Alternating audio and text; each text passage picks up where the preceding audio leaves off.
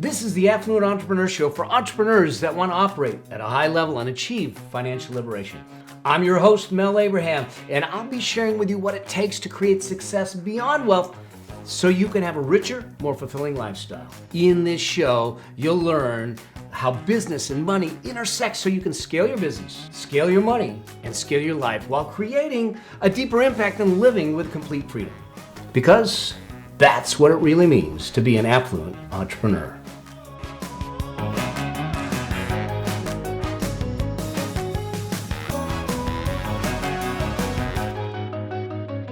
Hey there, Mel Abraham here, and welcome to this episode of the Affluent Entrepreneur Show. And in this episode, we're going to talk about something that most people don't want to talk about, the whole money taboo. All right, but here's the thing. The money taboo is keeping you broke. I got to tell you, if we truly aren't willing to talk money because we've grown up to believe that it's taboo, or we shouldn't be talking about money. They say we're not supposed to talk about, religion, politics, money, sex. I don't know if that's in there, but let's call them the big four: religion, money, sex, and politics. Okay. Well, here's the deal. If we truly are not going to talk about money, how do we expect to improve? How do we expect to learn? How do we expect to grow? How can we have those conversations? Now, I'm not saying that you need to go and divulge all of your finances to the world. And money is a funny thing.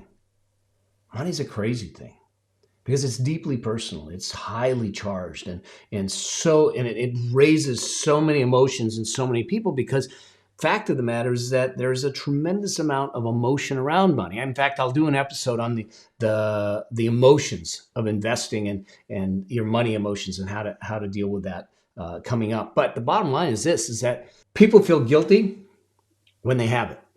People feel ashamed when they don't.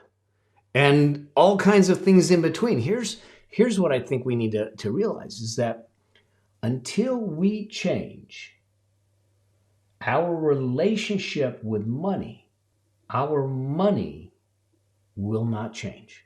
Let me say that again. Until we change our relationship with money, our money will not change.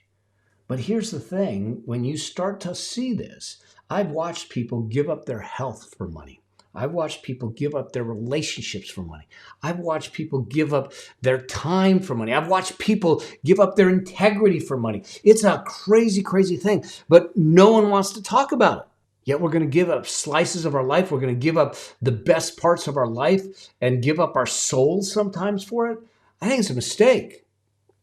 Money isn't a bad thing. Money is actually neutral. Money it's a tool, just like a hammer, just like a screwdriver. If I take a hammer or a screwdriver and I use it wrong, I can do harm. The same thing with money. Why should it be negatively charged? You know that 3 out of 4 parents never ever talk to their kids about money, which means that we're perpetuating this. And this is a strong term, but I'm just going to say it, this ignorance about money or this fear to even discuss it, this fear to even have the conversation. I want to make sure that we have a conversation. I want to make sure that we have a frank conversation. I want to talk about the fears. I want to talk about the guilt. I want to talk about the embarrassment. I want us to have those conversations because until we extract those splinters that are festering from the past, we can't move forward to a better future. If you've ever had a splinter, can you imagine? I don't know if you've ever had a splinter. I know I have. And that splinter's in there, you can't get it out, and it's festering, and it's sore, and then you got to dig it out, and you got to dig it out, and you're digging it out, and it hurts to dig it out. But as soon as the splinter's out, it's pure relief.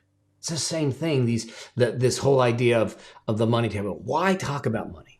Well, let's just look at it. If we talk about money, when we have real conversations, smart conversations, authentic conversations, sincere conversations about money, it affects our ability to have a good relationship with our spouse, with our family. Okay, here's the thing. 1/3 of people surveyed that were in committed relationships said that the biggest source of conflict in their relationship was money. And they even say that it's one of the leading causes um, of divorce.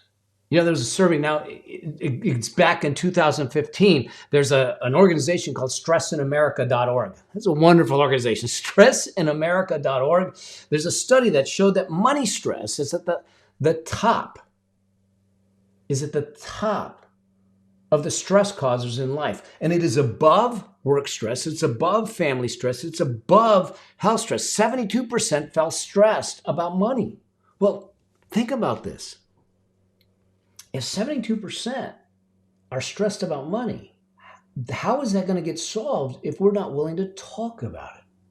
If we're not willing to have a frank conversation, if we're not willing to have a dialogue about it? It's not. Because now we're going to make some assumptions. We're going to make some presumptions. We're going to make some flippant decisions without knowledge. There's people out there that have done it. There's people that have navigated. There's people that maybe understand more than we understand.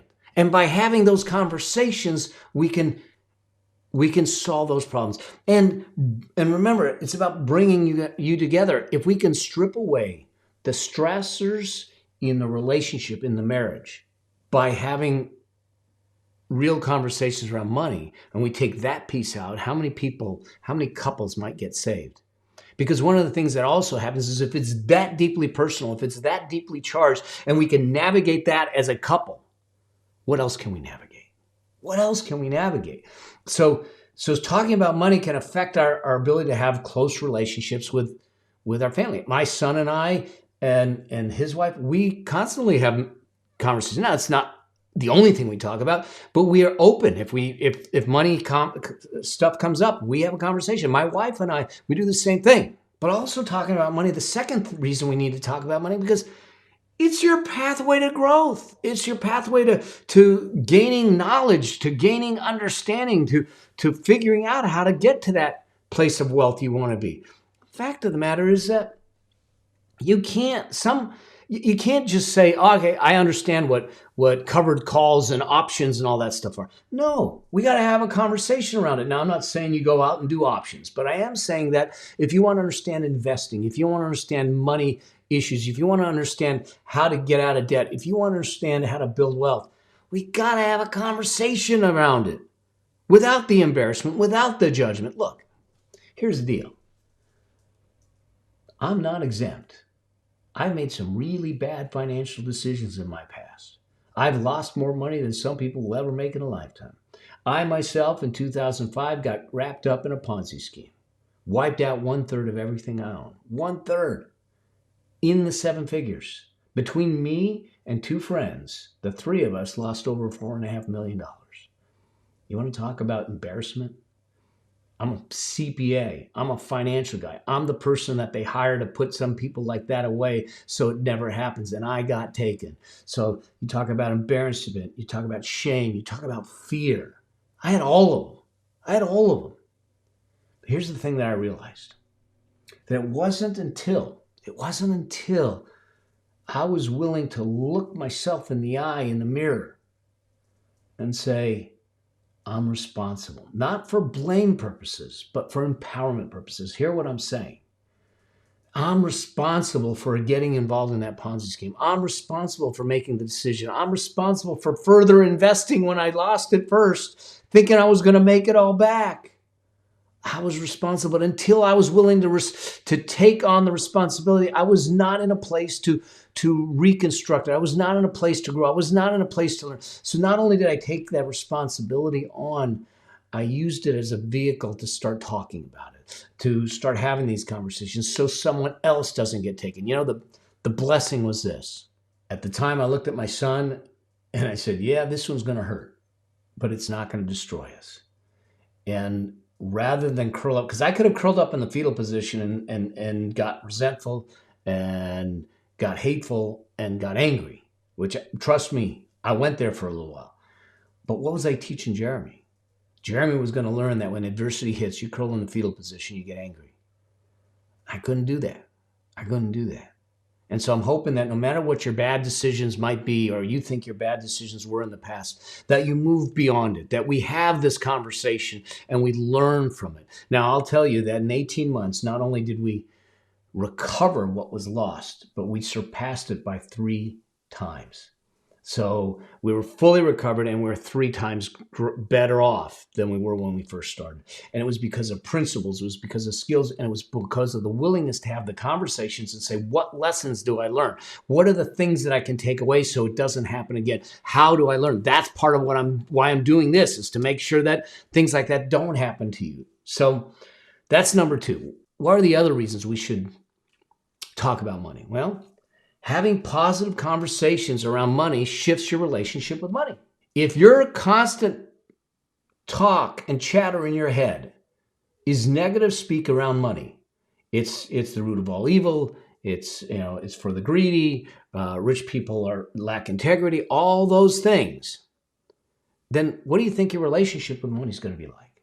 So your relationship with money is no different than your relationship with your spouse, your significant other, your friends, or anything else. And if I'm constantly in negative chatter in my head about those relationships, how are those relationships going to flourish?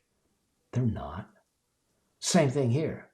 We need to have positive conversations about money.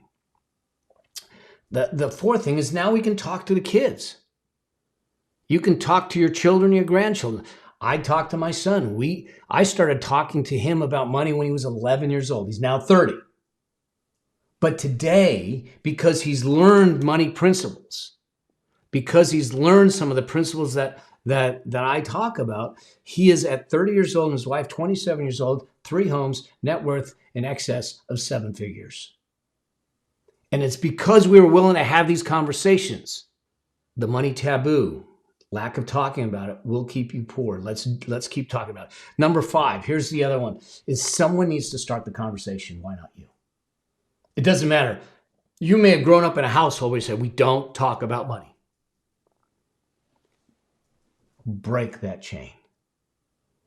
Now, you may want to talk about money in general terms. I'm not talking about intrusive behavior and saying, hey, what do you make? And this and that. But having real conversations about, what does money mean?